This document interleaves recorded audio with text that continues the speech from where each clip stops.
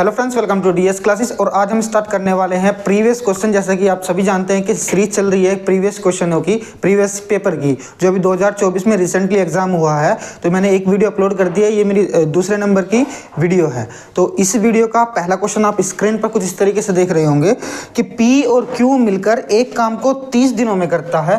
क्या बताया किसने कि पी और क्यू एक काम को मिलकर 30 दिनों में करते हैं और क्यू और आर मिलकर उसी काम को 37.5 दिनों में करते हैं। क्यू और आर मिलकर इसी काम को 37.5 दिनों में करते हैं और आर और पी मिलकर इस काम को यानी इस कार्य को कितने 150 दिनों में करते हैं। करना कुछ नहीं है, सिंपल क्या करना है, आपको इनका एलसीएम लेना है। तो एलसीएम इनका आ गया 150 और ये 150, तो ये कितने बार जाएगा, ये जाएगा 3 से 3 पंजे 15 यानी 5 बार गया। और ये जाएगा कितने बार, ये गया आपका कितने बार जाएगा, ये 4 बार जाएगा। कितनी बार, ये 4 बार। और ये आपका 150 से 1 बार। तो ये होगी आपकी इफिशिएंसी, ये होगी क्या होगी आपकी इफिशिएंसी, और ये हो गया आपका टोटल वर्क। और ये था आपका टाइम था, कितना था, ये था आपका टाइम था। ठीक है, आगे क्वेश्चन पूछ रहा है कि तीनों एक साथ काम करते हुए उसी काम को कितने दिनों में पूरा कर सकते हैं। तीनों एक साथ काम करते हुए उसी काम को कितने दिनों में पूरा कर सकते हैं, क्वेश्चन में ये पूछ लिया।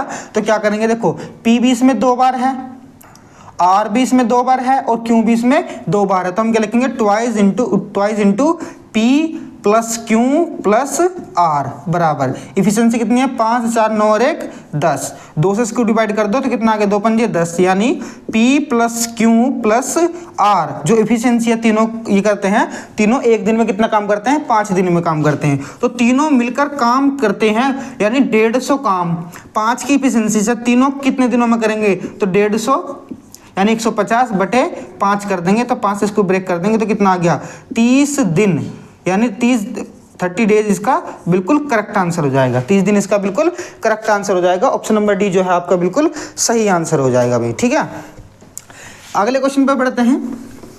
अगला क्वेश्चन स्क्रीन पर क्या दिखाई दे रहा है कि 22 शिक्षकों की औसत आयु 64 दिखा रखी है। कितनी, 22 शिक्षकों की औसत आयु कितनी है, 22 शिक्षकों की औसत आयु 64 है भाई। ठीक है, तो इनकी गुना करके कितना बन जाएगा, इनकी गुना करके बनेगा 1400, कितना बनेगा 1408, कितना 1408। क्वेश्चन में कह रहा फिर एक नए शिक्षक को शामिल करने के बाद औसत में 1 वर्ष की वृद्धि हो जाती है। तो एक शिक्षक इसमें ऐड किया गया यानी 23 तो शिक्षक हो गए गुना, और औसत में भी 1 की वृद्धि होगी यानी 64 से हो गया ये 65। इन दोनों की गुना करके आप लिखोगे 1495, कितना 1495 इसका बिल्कुल योग आ जाओगा भाई, आयु का इनका योग आ जाओगा। ठीक है, तो नए शिक्षक की आयु कितनी है ये पूछ रहा। तो 23 में से 22 गए यानी 1 बचा और 1, 1495 15 में से 8 गए कितना बचा 7 यानी 87 उस नए शिक्षक का आयु हो जाएगी। यानी ऑप्शन नंबर डी जो है वो बिल्कुल करेक्ट आंसर हो जाएगा। ऑप्शन नंबर डी जो है वो बिल्कुल आपका करेक्ट आंसर हो जाएगा। ठीक है, तो ये था हमारा तो क्वेश्चन नंबर दूसरा। बढ़ते हैं इसके अगले क्वेश्चन की ओर। अगला क्वेश्चन कुछ स्क्रीन पर इस तरीके से दिखाई दे रहा होगा कि 27 into 50 divide by 25 into 5 into 15 minus 5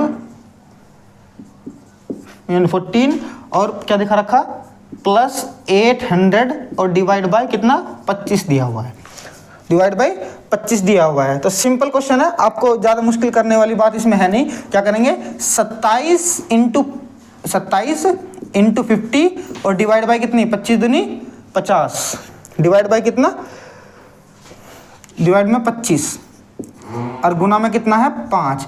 1 बचा 15 में से 14 गए तो कितना बचा 1 बचेगा और प्लस कितना है 800 और डिवाइड बाय 25। ठीक है, 25 दूनी 50, 5 दूनी 10 तो 270 तो ये हो गए और प्लस 5 पंजे 25 और 5 एकम 5 5 छंग 30 160 और 12 पंजे ना 5 तिया 15 5 दूनी 10 32 ये होगी। ठीक है, कितना बना 2 7 3 10 1 302 कितना बन गया 302 इसका बिल्कुल करेक्ट आंसर हो जाएगा, जो कि आपका ऑप्शन नंबर बी है भाई। ठीक है, फटाफट क्वेश्चन होते जा रहे हैं, आराम से हम किसको कर सकते हैं। अगला क्वेश्चन स्क्रीन पर, अगला कुछ क्वेश्चन स्क्रीन पर कुछ इस तरीके से है। बहुत ही बेहतरीन कॉन्सेप्ट के साथ समझेंगे इसको कि क्या है ये, बहुत ही बेहतरीन कॉन्सेप्ट के साथ समझेंगे भाई। ठीक है, चलो क्या है के 2.3 ये इसको उसको बोलते हैं बार प्लस 4.3 बार। देखो सिंपल ऐसे क्वेश्चन का इसका मान बताना है। क्वेश्चन में एक आ गया, जो भी आपको पूर्णांक दिखाई दे उसको तो सिंपल ऐसे ही रखो, जो भी पूर्णांक दिखाई दे उसको सिंपल ऐसे ही रखो, और पॉइंट के बाद जो बार है उसको ऐसे बटे का निशान लगाओ, और जो भी जिस संख्या के ऊपर भी बार लग रहा उस संख्या को लिखो, और जितनी संख्याओं के ऊपर बार है बटे में 9 लगा दो। तो यहाँ कितनी संख्या के ऊपर बार है? एक संख्या के ऊपर, तो हम लिख देंगे यहाँ 1। हम क्या लिख देंगे? 1 लिख देंगे। प्लस का निशान लग रहा है, प्लस का निशान लगाओ, फिर लिखेंगे 4, फिर लगाया बटे 1, 3 के ऊपर बार है तो 3 लिखेंगे, और कितनी संख्या के ऊपर बार है? एक संख्या के ऊपर, तो 1 बटे में 9 कर देंगे भाई। ठीक है, इतना ही काम करना है। 9 दूनी 18 और 3 21 बटे 9 प्लस 9 चौक 36 और 3 39 बटे 9, तो कितना आ जाओगे यहाँ? 9 और 1 10, 3 और 2 5 और 1 6 बटे में 9, 3 3 9 और 3 दूनी 6, तो आंसर कितना आ जाएगा? 20 बटे 3 जो है वो बिल्कुल इसका आपका करेक्ट आंसर आ जाएगा। यानी 20 बटे 3 किस में है? ऑप्शन नंबर बी में। ऑप्शन नंबर बी में जो है 20 बटे 3 है। ठीक है, ये क्वेश्चन आराम से समझ लिया। मैंने क्या बताया था कि जितनी संख्याओं के ऊपर बार है ना उसी के बटे में उतने 9 लगा दो, उसी के बटे में उतने ही 9 लगा दो भाई। ठीक है, चलो ये भी कर लिया क्वेश्चन हमने। बढ़ते हैं इसके अगले क्वेश्चन की ओर, फटाफट कर क्वेश्चन करते चलेंगे भाई। यदि कुल वस्तुओं का 70% 20% लाभ पर बेचा। देखो सपोज करो हमारे पास कोई सीपी मान लो कि 100 है, कितना है? 100 है भाई। चलो कोई दिक्कत नहीं है भाई, 100 है। अब मतलब कोई वस्तु हमारे पास 100% है, कोई भी वस्तु हमारे पास 100% है। उसके बाद कह रहा उस वस्तु का 70% जो है, इस वस्तु का 70% जो है वो 20% लाभ पर बेचा जाता है। तो 20% लाभ का मतलब हो गया 120 बटे 100, 120 बटे 100, तो 20 पंजे 100 और 20 छिक्का 120। ठीक है, कितना हो गया? 5 एकम 5 और 5 एकम 5 2 5 चौक 20, 14 छिक 84, ये तो 84 रुपए में बिका। यानी 100 में से 70% भाग 84 रुपए का बेच दिया उसने। ठीक है, उसके बाद कह रहा कि शेष वस्तुओं का 10% हानि पर बेचा जाता था। तो शेष कितनी देखो 70% तो यहाँ बेच दिया, यहाँ कितना बचा? यहाँ 30% बचा, वस्तु का 30% हिस्सा बचा, उसे कह रहा 10% की हानि पर बेच दिया। 10% की हानि क्या बोल लेंगे इसको? 10% की हानि किसको बोलेंगे? 90% यानी 90 बटे 100। 1 0 से 1 0 यहाँ खत्म, 1 0 से 1 0 यहाँ खत्म, तो 9 कितने हो गए? ये 27 हो गए। 9 27 हो गए।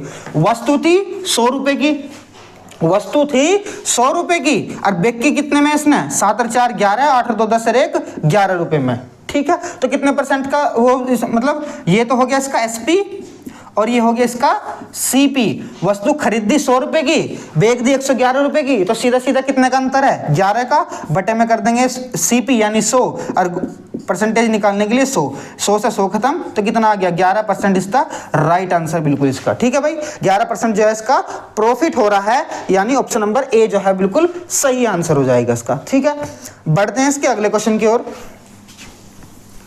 अगला क्वेश्चन देखो कितना आसान है। स्क्रीन पर अगला क्वेश्चन लग रहा है कि 0.5 का स्क्वायर 0.5 स्क्वायर प्लस 0.05 स्क्वायर, ये क्वेश्चन दिखा रखा है। अब इसमें क्या करेंगे? 0.5 का स्क्वायर क्या होगा? 5 का स्क्वायर क्या होगा? 25 होगा, और 2 अंकों के बाद पॉइंट लग जाओगा, यानी 0.25 हो जाओगा, 0.25 हो जाओगा। ऐसे ही इसका क्या करेंगे? 5 पंजे 25, और पॉइंट कितने अंकों के बाद लग गया? 4 अंकों के बाद, क्योंकि गुना में पॉइंट की जो वैल्यू प्लेस वैल्यू होगी वो ऐड हो जाएगी, यानी 2 अंकों के बाद है तो स्क्वायर करेंगे तो 4 अंकों के बाद लगेगी भाई। ठीक है, तो कितना आ जाओगा? पॉइंट 5 पंजे 25 0 0 25, और इसको यहाँ पे ऐड कर दो, तो कितना आ गया? 25, और यहाँ पे भी 25, तो कितना आ गया? 0.25 आ गया। ऑप्शन कौन सा सही है आपका? ऑप्शन 25, ऑप्शन नंबर ए जो है वो बिल्कुल करेक्ट आंसर हो जाएगा। ऑप्शन नंबर ए जो है वो बिल्कुल आपका करेक्ट आंसर हो जाएगा। बढ़ते हैं इसके अगले क्वेश्चन की ओर। अगले क्वेश्चन की ओर बढ़ो भाई। अगला क्वेश्चन क्या कर रहा हूं? अगला क्वेश्चन कुछ इस तरीके से है कि एक वस्तु को उसके अंकित मूल्य के 16/25 पर बेचने की हानि होती है। पुस्तक के अंकित मूल्य और विक्रय मूल्य का अनुपात बताना है। ठीक है, तो सिंपल सी बात है। देखो एक वस्तु है जिसका अंकित मूल्य हमने मान लिया MP है, ठीक है। इस वस्तु का अंकित मूल्य जो है इस वस्तु के अंकित मूल्य का 16/25 जो है 16/25 जो है वो किसके बराबर है? एसपी के बराबर है। क्योंकि क्वेश्चन में कहा गया कि हानि होती है, क्या करेगी? इसकी हानि होती है भाई। क्वेश्चन में पूछ रहा कि इसके अंकित मूल्य और विक्रय मूल्य का अनुपात बताना, तो बहुत ही सिंपल क्वेश्चन है। क्या होगा? ये अनुपात आ जाएगा MP/SP बराबर कितना आ गया? 25 और बटे में 16। देख लो ऑप्शन करना कुछ नहीं था, कॉमन सेंस वाला क्वेश्चन था ये। तो 25:16 जो इसका बिल्कुल करेक्ट आंसर हो जाएगा ऑप्शन नंबर ए।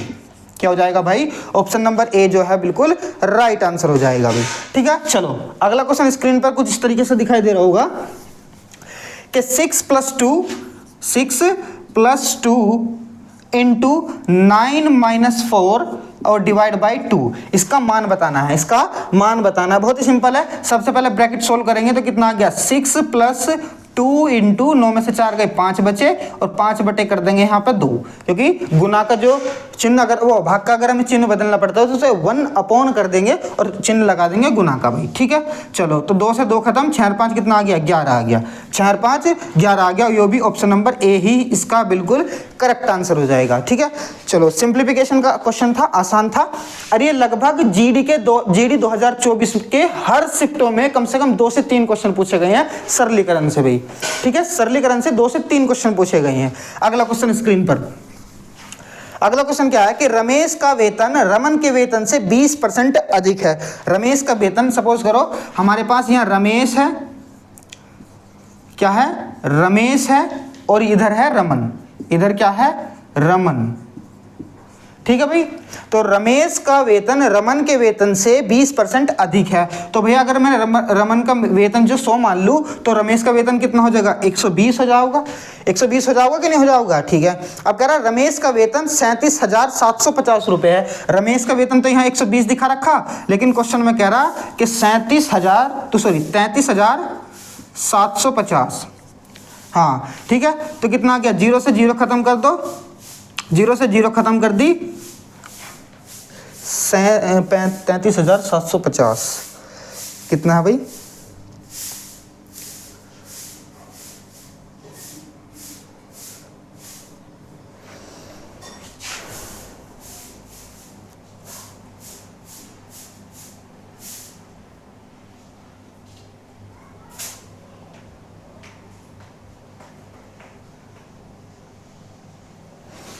अभी और गड़बड़ हो रही है इसमें।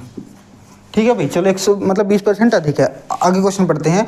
33,750 रुपये बचाता है तो उसके वेतन का 75% रमन का वेतन कितना होगा? मतलब इसके वेतन का है नहीं, कितना परसेंट है? 75%। तो 120 का 75% कितना हो गया? 120 का 75% हो गया 20 पंजे 100 और 20 सिक्का 120, 20 छिक्का 120 और 15 पंजे 75 और 15 छिक्का 90। तो ये कितना बच रहा?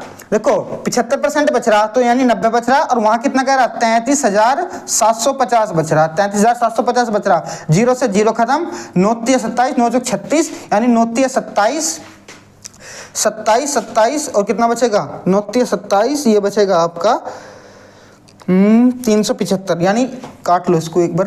3 × 9, 3 × 3, 3 × 3, 3 × 6, 3 × 15 और 3 × 9 और 2, 3 × 7 21, 3 × 5 15, 975 बच रहा होगा। 375, 3 × 9 हो ना, 3 × 9, 375 बच रहा। अब रमेश से हमने ये निकाला 375। क्वेश्चन में पूछा गया है कि रमन का वेतन कितना है, तो रमन का वेतन तो कितना है? 100 है भैया, तो दोनों की गुना कर दो, कितना आ गया? 37,500 आ जाएगा। कितना रहा होगा? 37,500। ऑप्शन कौन सा सही है आपका?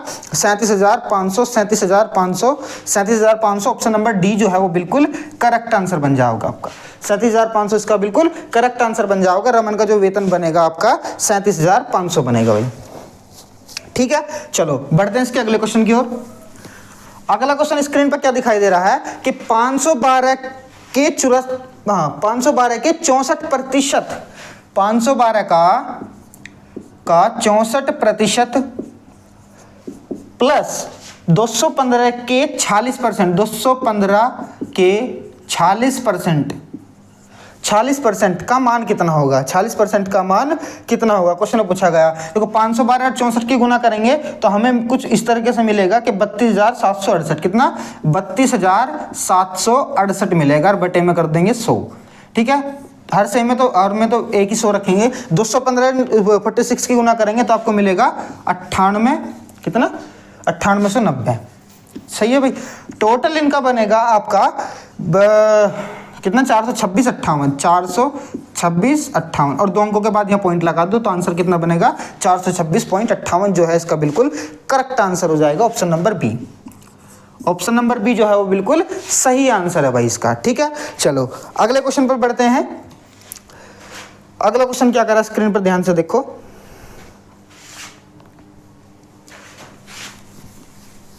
देखो अगला क्वेश्चन क्या करा कि 600 मीटर लंबी एक रेलगाड़ी विपरीत दिशा में चल रहे एक व्यक्ति को 20 सेकंड में पार करती है। यदि रेलगाड़ी की चाल व्यक्ति की चाल से 5 गुना है तो रेलगाड़ी की चाल बताओ। सपोज करो हमारे पास रेलगाड़ी की चाल S1 यानी x दे दी और व्यक्ति की चाल है S2 और तो हमने इसको 5 गुना या मान लिया यानी 5x हो गया, यानी 5x हो गया। चाल का फॉर्मूला है स्पीड बराबर डिस्टेंस अपॉन टाइम है, डिस्टेंस अपॉन टाइम है। तो अगर दो व्यक्ति विपरीत दिशा में चल रहे हैं यानी ट्रेन इधर से आ रही और व्यक्ति इधर से आ रही तो इन दोनों की जो स्पीड है वो आपस में ऐड हो जाएंगी। तो हम लिखेंगे S1 प्लस S2 बराबर D अपॉन T यानी डिस्टेंस अपॉन टाइम लिखेंगे। तो S1 की कितनी है x प्लस S2 की कितनी है 5x, कितनी है 5x बराबर डिस्टेंस कितना है 600 मीटर अपॉन टाइम कितना लग रहा है 20 सेकंड, ठीक है। 5 और 1 6 तो 6x बराबर हो गया 600 अपॉन 20 यानी मीटर प्रति सेकंड ही हो गया, मीटर प्रति सेकंड ही ये हो गया भैया।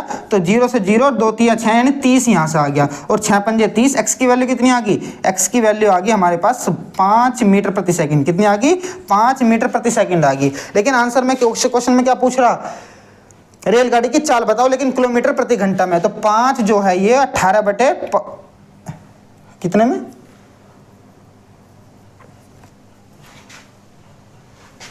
हाँ तो ये मीटर प्रति सेकंड है लेकिन हमें किस में चाहिए किलोमीटर प्रति सेकंड में। तो क्या करेंगे 18 बटे 5 से इसकी गुना कर देंगे तो ये 5 से 5 खत्म तो 18 किलोमीटर प्रति घंटा आ गई, 18 किलोमीटर प्रति घंटा आ गई। लेकिन क्वेश्चन में पूछा है रेलगाड़ी की चाल, तो रेलगाड़ी की चाल कितनी है, रेलगाड़ी की चाल तो भैया यो है S2। तो S2 का मान कितना आ गया, S2 का मान आ गया 5 गुना 18 तो यानी 18 पंजे 90 किलोमीटर प्रति घंटा, 90 किलोमीटर प्रति घंटा। ऑप्शन नंबर कौन सा हो जाएगा आपका सी जो है वो बिल्कुल इसका राइट आंसर हो जाएगा, ठीक है भाई। आराम से हमने क्वेश्चन बना लिया, आराम से सारे क्वेश्चन हमारे ये बनते जा रहे हैं भाई। कोई दिक्कत हो तो मुझे बताओ। चलो कोई दिक्कत नहीं है, चलो बनाते हैं इसके अगला क्वेश्चन। अगला क्वेश्चन क्या है स्क्रीन पर ध्यान से देखो भाई, स्क्रीन पर अगला क्वेश्चन ध्यान से देखो कि एक निश्चित ब्याज दर पर 2 वर्ष के लिए मूलधन पर साधारण ब्याज और चक्रवृद्धि ब्याज क्रमशः 12,000 14,400 है। तो मूलधन कितना है, ध्यान से देखो मेरे पास दे दिया इन्होंने कि सिंपल इंटरेस्ट दे दिया और कंपाउंड इंटरेस्ट दे दिया, सिंपल इंटरेस्ट दे दिया और कंपाउंड इंटरेस्ट दे दिया है। तो सिंपल इंटरेस्ट 12,000 हो गया 2 साल का और कंपाउंड इंटरेस्ट हो गया 14,400। कोई मसला नहीं है कोई भी। ये मेरे पास कितना है, ये 2 साल का ब्याज है तो 1 साल का ब्याज कितना हो जाएगा, 1 साल का ब्याज हो जाएगा आपका 6,000। 1 साल का ब्याज कितना हो जाएगा 6,000 रुपये हो जाएगा। ध्यान से देखो 6,000 पहले साल में कंपाउंड इंटरेस्ट भी का भी और सिंपल इंटरेस्ट का भी बराबर होता है। मैंने पहले वाली वीडियो अगर आपने देखी होगी तो मैंने वहां भी ये क्वेश्चन आप लोगों को कराया था कि पहले साल चक्रवृद्धि ब्याज और साधारण ब्याज का जो ब्याज होगा वो हमेशा इक्वल होगा, ठीक है, वो हमेशा इक्वल होगा। तो पहले साल जो है भाई तो कंपाउंड इंटरेस्ट और सिंपल इंटरेस्ट बराबर होता है, ठीक है। अब देखो 6,000 और 6,000 कितना हो गया 12,000। अगर 12,000 ये आपका पहले साल का ब्याज हो गया तो ध्यान से देखो कितना है 14,400, 2 साल का कंपाउंड इंटरेस्ट है। तो 14,400 होने में कितने की कमी बच रही, तो भाई 2,400 रुपये की कमी बच रही। कितने की बच रही 2,400 रुपये की कमी बच रही। और ये 2,400 ध्यान से देखो ये 2,400 जो है वो 6,000 का कितना परसेंट है, ये 2,400 जो है ये 6,000 का कितना परसेंट है 6000 का कितना परसेंट है, ऐसे तो निकाल लेंगे। देखो 3 जीरो से ये 2 जीरो खत्म, ये 1 जीरो खत्म, कितना 240,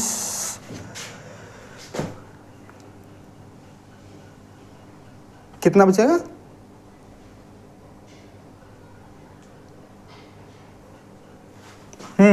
ठीक तो है। और 6 चौक 24, तो कितना परसेंट है, 40% है भाई। कितना है ये, 40% है। कोई दिक्कत। तो मूलधन की बात करा तो मूलधन में हम सिंपल निकाल लेंगे।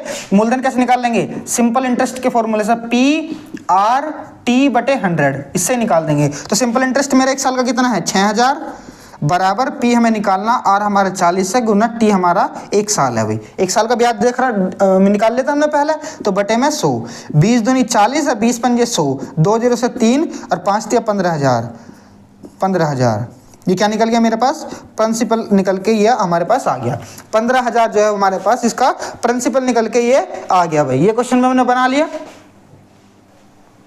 तो अगला क्वेश्चन कुछ स्क्रीन पर क्या इस तरीके का दिखाई दे रहा होगा, पढ़ो। अगला क्वेश्चन स्क्रीन पर लगा दिया, पढ़ो, कमेंट करते जाओ भैया। अगर वीडियो पसंद आ रही है तो लाइक भी करते जाओ और शेयर भी दबादब करते जाओ भाई। अगला क्वेश्चन स्क्रीन पर है कि एक वस्तु का विक्रय मूल्य 1690 रुपए है, यदि 35% की छूट दी जाती है तो वस्तु का अंकित मूल्य बताओ। सिंपल से बात है, प्रॉफिट लॉस हो, कंपाउंड इंटरेस्ट हो, सिंपल इंटरेस्ट हो या रेशो वगैरह के ये सब क्वेश्चन हो, हमेशा फ्रैक्शन से करो। क्या करेंगे, 35% की डिस्काउंट दे रखा, तो 35 डिस्काउंट कितना होता है 35% का, 35% का होता है 5 सत्ते 35 और 5 दूनी 10 यानी 20, ठीक है, 20 से 27।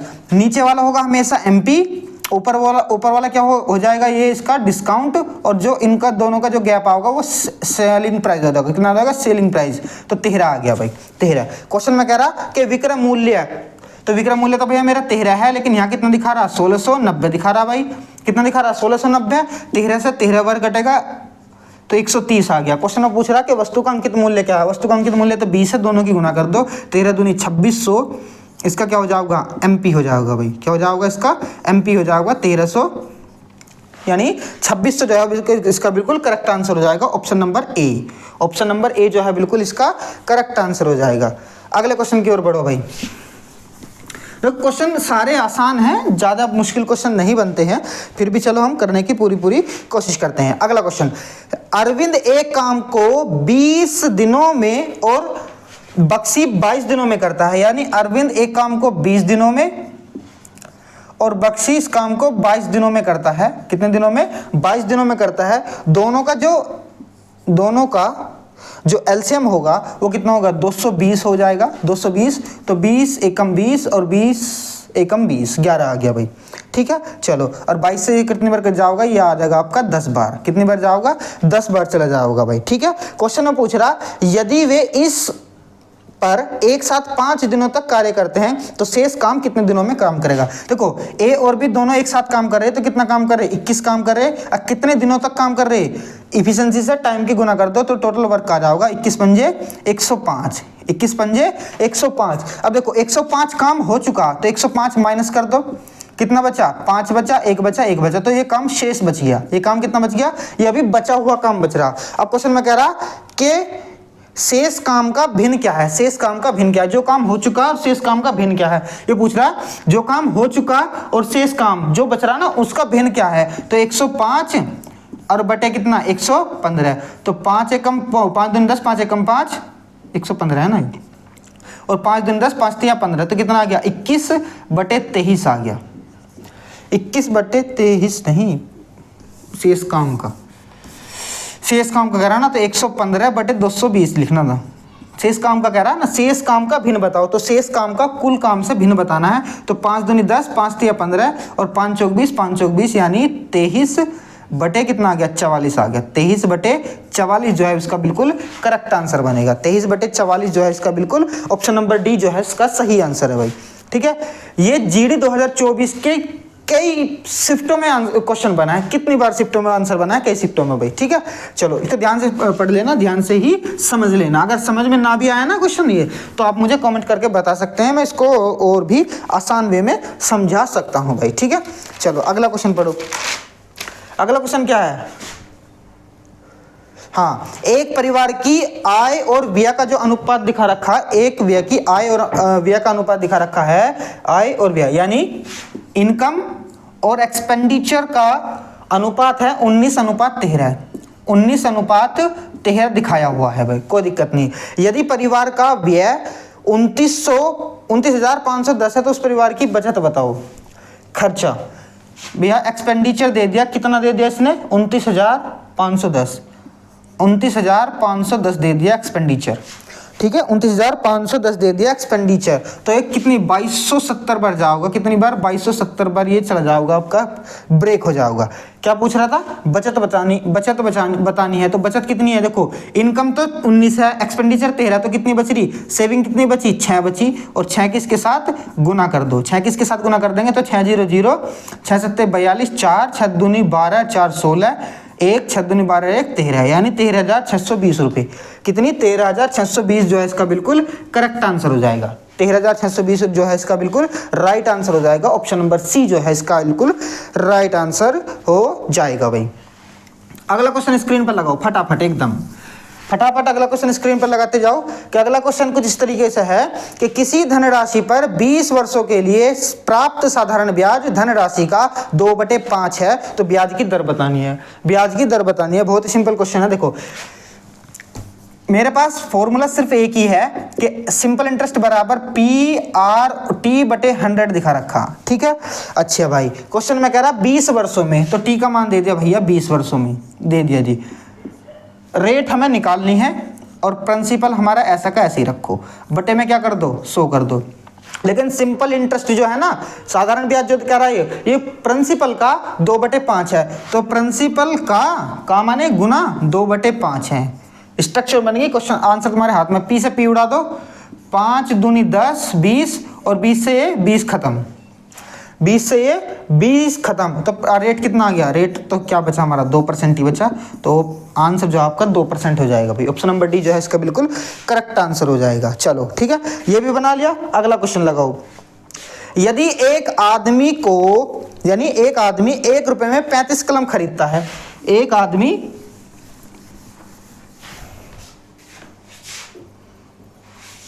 क्या बताया कि एक आदमी 1 रुपए में 35 कलम खरीदता है, 40% लाभ अर्जित करने के लिए उसको 1 रुपए में कितने कलम बेचने पड़ेंगे। बहुत ही सिंपल क्वेश्चन है। अगर उसे 40% का लाभ कमाना तो टोटल क्या कमाना, इसको 140% कमाना पड़ेगा। ये कितने की वैल्यू दे दी, 35 की वैल्यू दे दी। कितने की वैल्यू दे दी, 35 की वैल्यू दे दी। हमें किसकी वैल्यू निकालनी कि 1 रुपए में कितनी कलम बेचनी, तो 1 की वैल्यू निकालनी। तो क्या करेंगे, यहाँ 1 रखो बराबर ये जो परसेंटेज था जो इस उधर क्या पहुंच जाओगा 100 पहुंच गया, और बटे में कितना आ गया ये 140, बटे में कितना आ गया 140 आ गया, काट दो 20 7 140 और 20 पंजे 100, 7 पंजे 35, 1 की वैल्यू कितनी आ गई 25। यानी अगर उसको 40% का लाभ कमाना ना, तो उसको 1 रुपए में 25 कलम उसको मतलब बेचना पड़ेगा। 1 रुपए में कितनी कलम बेचनी पड़ेगी, 25 कलम बेचनी पड़ेगी भाई, ठीक है। चलो अगले क्वेश्चन पे जाओ, इसके अगले क्वेश्चन पे जाओ भाई। अगला क्वेश्चन क्या करा कि 35 कर्मचारियों का औसत के रुपए है, 35 कर्मचारियों का औसत कितना है के रुपए है, तो टोटल कितना हो गया 35 के हो गया भाई। कितना हो गया 35 के हो गया। उसके बाद कह रहा कि यदि प्रबंधक की आय भी शामिल की जाए तो औसत 19,000 रुपये हो जाती है, 19,000 रुपये हो जाती है। तो 35 था, एक प्रबंधक और ऐड कर दिया तो 36 हो गया, तो वो औसत कितना हो गया 19,000। कितना हो गया भाई 19,000 हो गया। इनको जो ऐड मतलब गुना करके लिखेंगे तो हो जाएगा 684। कितना 684,000। कितना हो जाएगा 684,000। अच्छा भैया एक प्रबंधक जो है उसमें प्रबंधक जो ऐड करा इन्होंने, उसकी अगर उम्र की मैं बात करूं, आयु की मैं बात करता हूं, सॉरी इनकम सैलरी की जो उसकी बात करता हूं वो है कितनी है 54,000 रुपये। तो भैया अगर मैं इसमें से 54,000 माइनस कर दूं, कितनी माइनस कर दूं 54,000 अगर मैं माइनस करता हूं तो कितना बचेगा 0 0 0 0 और 3 63,000। कितना 6,30,000 बचेगा। कितना बचेगा 6,30,000 बचेगा। अच्छा भैया देखो 6,30,000 रुपये विदाउट प्रबंधक है और 35 के ये भी विदाउट प्रबंधक है, तो दोनों बराबर रख दो। 35 के बराबर 6,30,000। कितना हो गया 6,30,000। तो 5 7 ये 7 पंजे 35 और 7 9 63। ठीक है भाई 7 9 63। और ये हो जाएगा आपका 5 एकम 5 5 अट्ठे 40 18,000। कितना हो जाएगा 18,000। इसका राइट आंसर हो जाएगा कितना भाई 18,000। यानी के का मान कितना आ गया 18,000। इसका के का मान आ गया भाई, कितना आ गया 18,000। इसके के का मान ये आ गया। ऑप्शन नंबर क्या हो जाएगा, ऑप्शन नंबर बी जो है इसका बिल्कुल करेक्ट आंसर हो जाएगा भाई। ठीक है, तो ये थे मेरे पास क्वेश्चन प्रीवियस जो जीडी 2024 के थे। ये आपके एसएससी जीडी, सीपीओ, सीएचएसएल और आने वाले सीजीएल के जैसे एग्जाम में भी सेम पैटर्न फॉलो करता है एसएससी। तो आपके सभी एग्जाम्स के लिए बहुत ही ज़्यादा इंपॉर्टेंट क्वेश्चन है ये भी। ठीक है, तो वीडियो अगर आपको पसंद आई है तो प्लीज़ वीडियो को लाइक कर दो, चैनल को सब्सक्राइब कर दो और ज़्यादा से ज़्यादा वीडियो को शेयर करना भाई। ठीक है।